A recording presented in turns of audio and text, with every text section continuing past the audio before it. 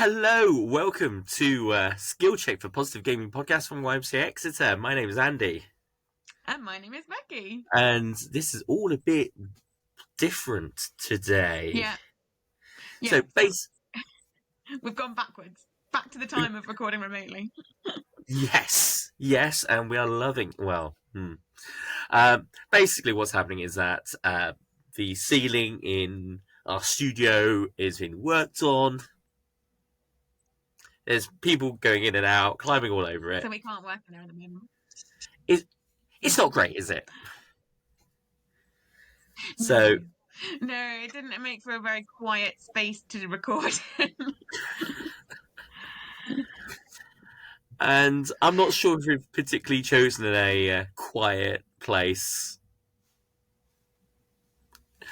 I feel I should explain why it looks like I'm in a shed. Why I'm in a shed. I asked a few people if we should record remotely, somewhere random, or whatever, and everyone was like, "Just record somewhere random, mate." And this is the best I could really come up with. So here we are. Yeah. Becky, help me out. What have we got coming up? There are a number of animals involved in this recording. Yes, anything can happen. I was going to say there are a number of animals involved in this recording, so we could it just forewarning that it could be So coming up, we're going to be doing talking about it's coming up to winter. It's cold. It's getting dark. So we're going to be talking about those kind of games that we feel comfort us in this time of year. We've got Andy's Game of the Week, which, there was a big game that came out a few weeks ago. I'm not going to name it because Andy, I'm sure, will talk about it later, but which he's been enjoying. And honestly, the day that it came out, he went mental. So we'll be talking about that later. But first, we have gaming news. Right. Now I'm inside and out of the cold for gaming news. It's time for gaming news. Yeah, our first piece of gaming news this week is a study by Checkpoint and Brunel University London has found that using elements from video games in learning can increase engagement with it. Checkpoint started off as a gaming magazine, but now has now diversified into other areas, including creating learning materials based on games. Brunel University then trialled it with teachers teaching a science lesson that's part of the national curriculum. The teachers gave an overwhelmingly positive response and praised engagement of students who at times had previously struggled with to follow lessons. More than 90% of students agreed with the statement that the focus on video game content helped them to learn better. Researchers then analysed which of the national curriculum's key skills were being were hit by the lesson, and all of the desired ones were being gained. Yeah. I mean, I guess common sense dictates that if the lesson is related to something that students know, care about, they'll be engaged more with it. But it's good that there's like firm kind of evidence. Yeah. That says, including talk about video games within the classroom setting is a good thing. Yeah, and it is. I mean, I think we've talked about gaming in education before. I've also said that I've got a cousin that's a teacher, and we've talked about using gaming in the classroom and how actually it can be really beneficial. And there are lots of things you can learn from gaming, and actually they could use it more in lessons. And this is talking about just using the subject matter. So it's using characters from Sonic to in a science lesson. So the things that they're learning, it's about animals, and then it's about they've used the characters from Sonic in that lesson. But I think you could go further and actually use gaming in the classroom. There are games out there that are educational and that could be used in classrooms. I think it's really interesting. And I think I'd love to see a study on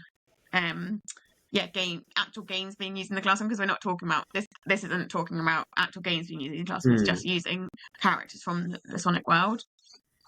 And I guess that's at least a good first step into it. That's at least evidence to say, hey, let's talk about video games and relate that to what we're learning about. Yeah, and young people know video games. That was why it was engaging for them, is because this is something that they know and they play all the time, and so it's something that they can engage with because it's something that's relevant to them. It's when you try and teach stuff in the abstract that then they struggle. So actually, when you make it relevant to them, that's really helpful. So Indeed. I think we'll see more of it. I think we'll see more of these kind of gaming characters being used. I think we'll move into a point of like using gaming in classrooms. I think it'll be very interesting. Now that'll Yeah. be an awesome next body of work to be done. Yeah. Yeah. Yeah, okay, well, our second piece of gaming news this week is the PS5 supply chain issues have now been resolved. The problems have plagued Happy days. the problems have plagued in several industries, from car manufacturing to credit cards, were due to a global chip shortage which began in 2020. Customers were frustrated at month-long waits for the PS5, with some queuing outside shops overnight and others paying resellers sky-high prices. The problem has steadily resolved over the last year, and Sony says the problems are now fixed worldwide. This means that the console is now not only readily available, but a surplus may lead to retailers competing for the sale.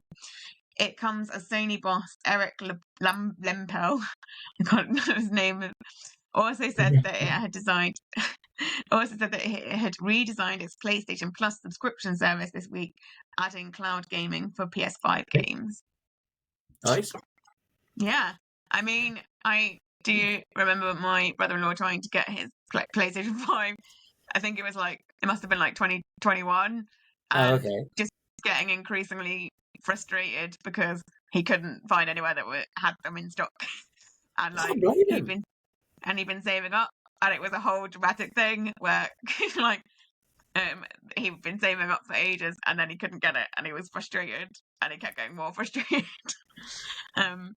So yeah, I mean, it's good that it's resolved. I think it will also lead to lower prices for the PS5 as well, because if there's a surplus, they'll be doing deals and things. I mean, it sounds like a good news for PS5. No, I don't want to say owners, but people want a PS5. Wanting a PS5, yeah. I think, well, you're not really a PS5 person, or you want to do that sort of thing. I don't have, I'm not made out of space here. Fair enough. I see the appeal. Yeah. Also, cloud gaming for PS5 games now available. Interesting. If I could access that off a PC, I'll be happy. Yeah. I don't think it's got that far yet. It means that you can access like PS5 games from other places, but I don't think it means you can access PS5 games from other I brands and things. I think you can with some games, but it's quite pricey still. Yeah, it's interesting. I mean, we've been told they seem to be a bit behind on the cloud gaming thing, so it's interesting that they're trying to catch up quite quickly. Yeah, I'd welcome it. Our final piece of gaming news this week is gaming giant. I'm going to say it wrong. Do you want to say it? Because I can't. No, because I'm obviously got me down with a cold, and I'm going to hear all the oohs of the birds all over the place. Is it Ubisoft?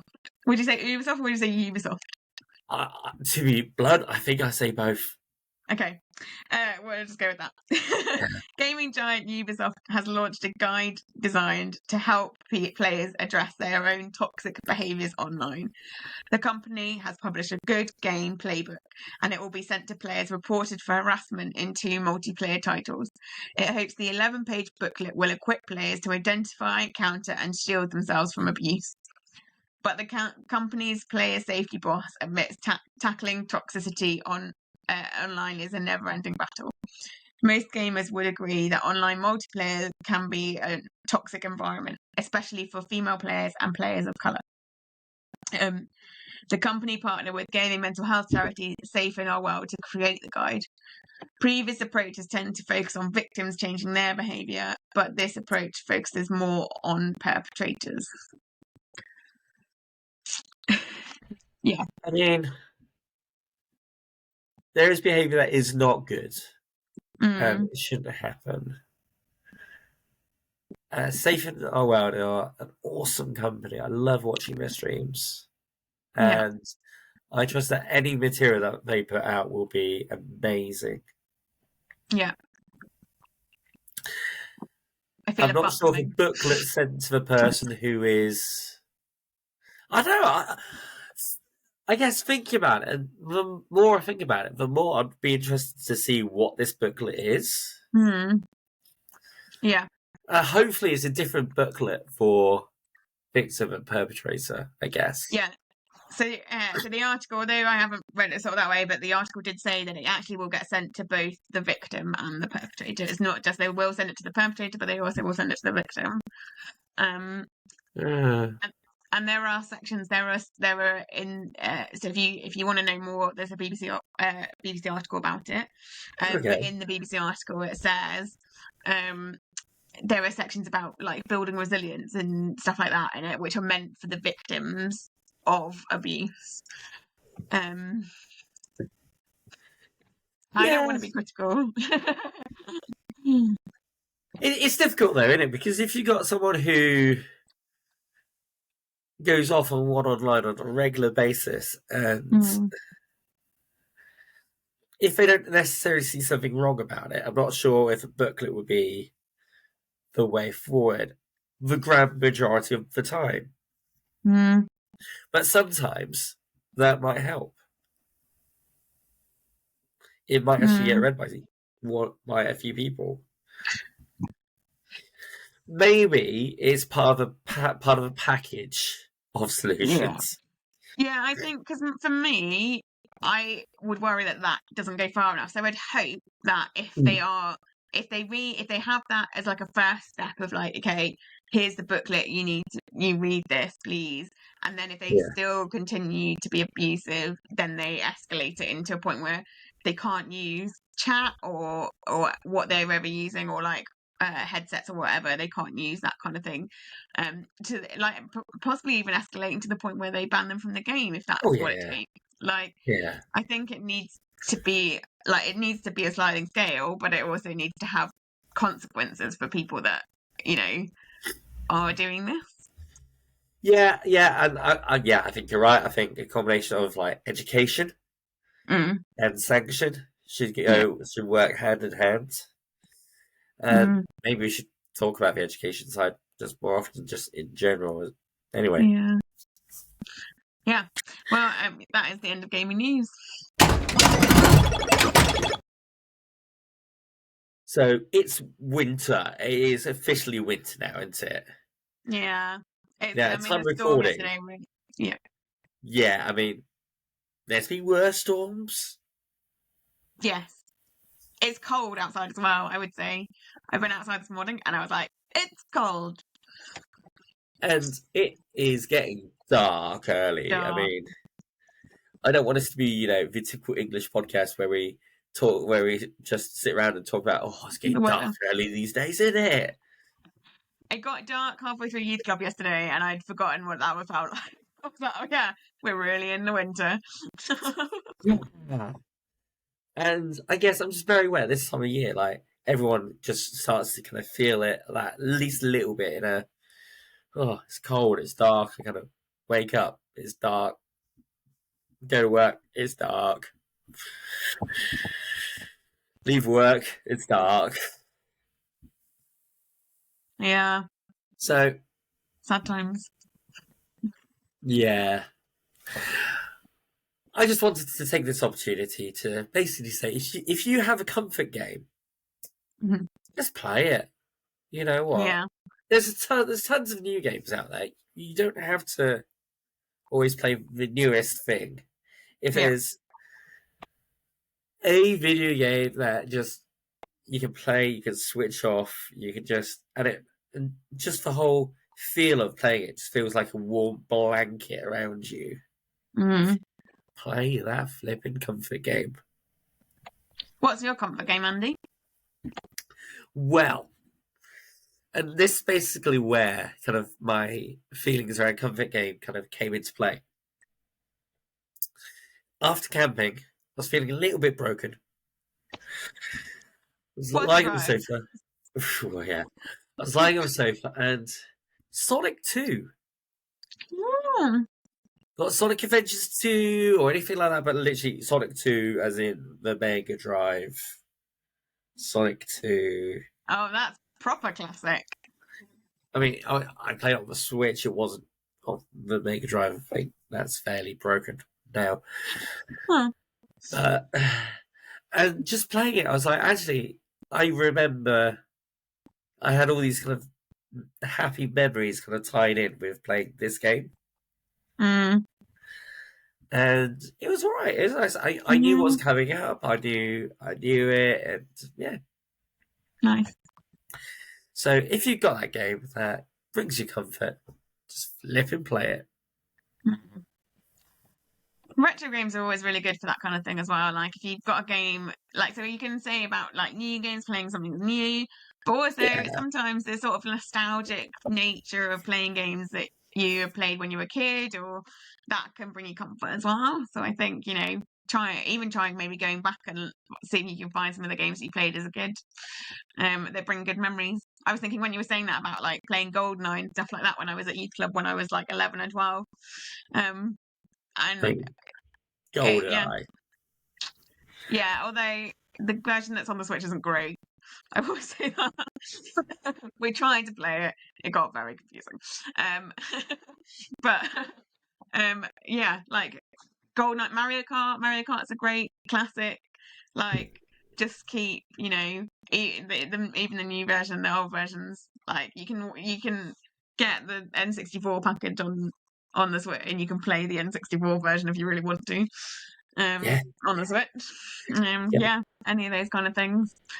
Don't know what other comfort games Well, I guess a very quick shout out for kind of more up to date games that are known for bringing comfort. I'm desperately trying not to say the words Animal Crossing and Stardew Valley, but there we go.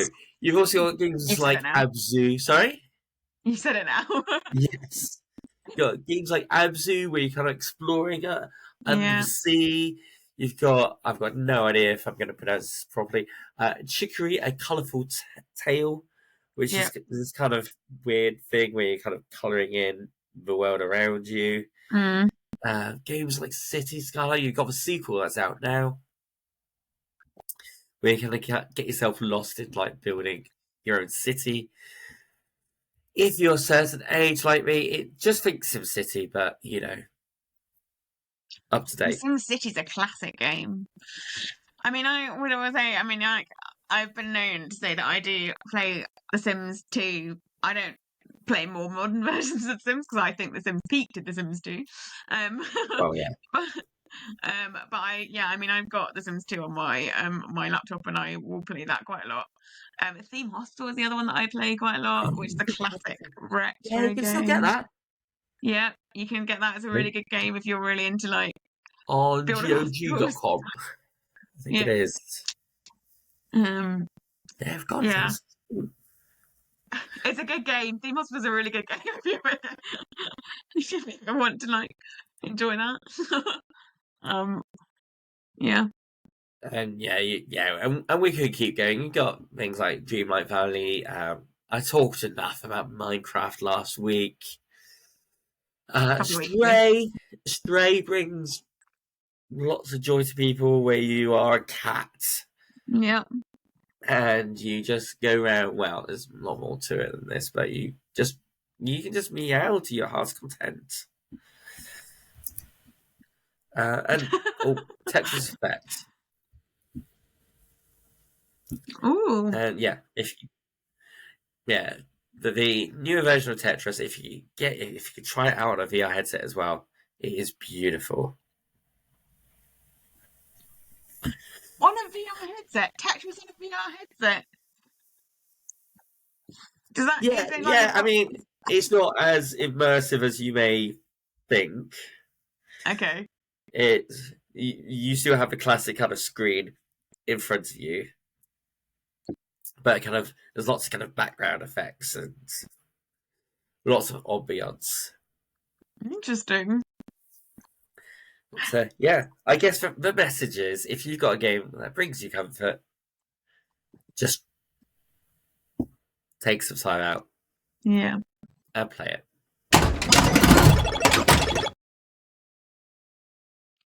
And now it's time for Andy's Game of the Week. Andy, what is your game this week? Well, it's the game that came out just as I was leaving to go on half term. You were very It excited. is Mario Wonder on the Switch. What is there to say about Mario Wonder on the Switch where without saying the words, it's a 2D scrolling Mario game just brought up to date, funky graphics, all sorts of kind of little fun extras that have been kind of chucked in there just to make you smile. Yeah.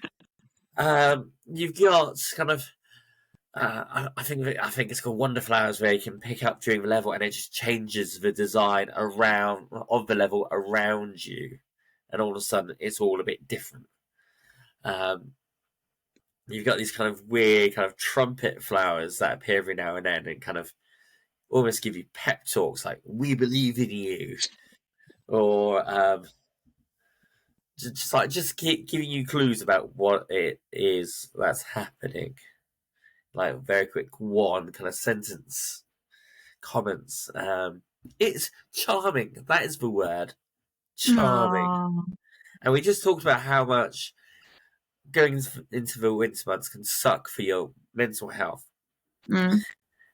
Charming, fun, joyful games. Mario Wonder is beautiful. Yeah. Beautifully timed release. You've got all sorts of multiplayer bits and pieces in there. Just like previous Mario games, you can play co-op, or you can now play online with people. I've not tried it out yet myself. I'm kind of waiting for a few people to get it. Excellent. I'm adding it to my Christmas list. No. Excellent. I really am adding it to my Christmas list. You've just got loads of stuff in there. It's the graphics. Let's talk about graphics. Graphics look nice. It looks almost as if, what is the Switch doing with graphics like this? Yeah, it's new. It is a new Mario game, so it's going to cost a little bit right now. I think it costs 40 quid. Is probably the best price that we've seen so far for it. But keep an eye out on sales. It will come down in price. I wouldn't be surprised if there's Black Friday deals based around it somewhere. But yeah, it's fun. It's a Mario game. If you like Mario, check it out. If you do not like 2D Mario games, then it's not for you. It was Andy was so excited about when he was going on half-term holiday, because he was like, Mario Wonder's coming, it's in the post. Like, he was going on holiday, and he was leaving work at Friday lunchtime, and he was telling me how it was in the post and it was out for delivery, and he was so excited to get home and play it. And then he, to spend the whole week at home, despite the fact that he has a daughter who's, at home as well, because, half term and all. Did she play it? Did she enjoy it? Of course she played it. Yeah. Yeah, I mean, she is my player too on this game. Okay. I've got my own one-player save game, but I'm not allowed to go further than her and I at any point. Oh, that's really nice. That's so cute. So we played it a lot over the half-term holidays. Lots of fun. Nice.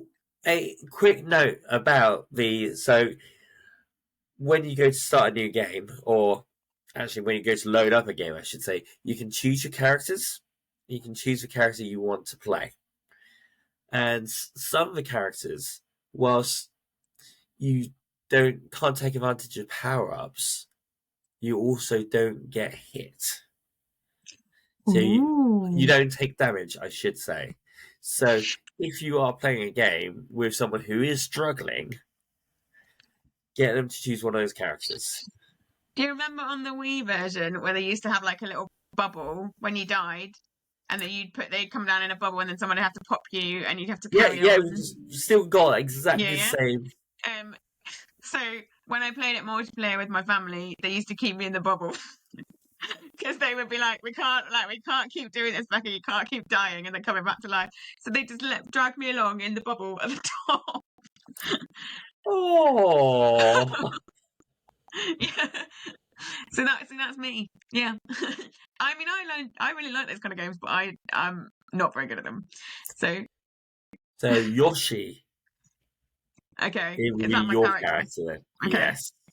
I can't die. Excellent.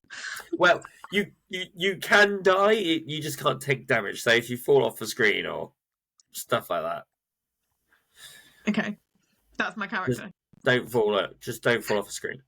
Great, perfect. And you'll probably be fine. Great. Well, that is all we have time for today. We really hope you enjoyed our podcast. We're hopeful that we'll be back. Yeah. We're hopeful that we'll be back in the studio next week. Maybe. Me too. Yeah, it'd be nice to be back in person. And yeah, if you're watching on please find us on social medias. Gosh, I'm losing my words. Please find us on all social medias at YMCA and at YMCA Exeter Games. And if you do follow us, please do follow us on YouTube, where you can actually watch this podcast online. Say hello if you're watching on YouTube. Not sure what it's going to look like today. We're gonna try We'll it. see. It's fine. It's gonna look good. And we will hopefully see you next week. Take care now.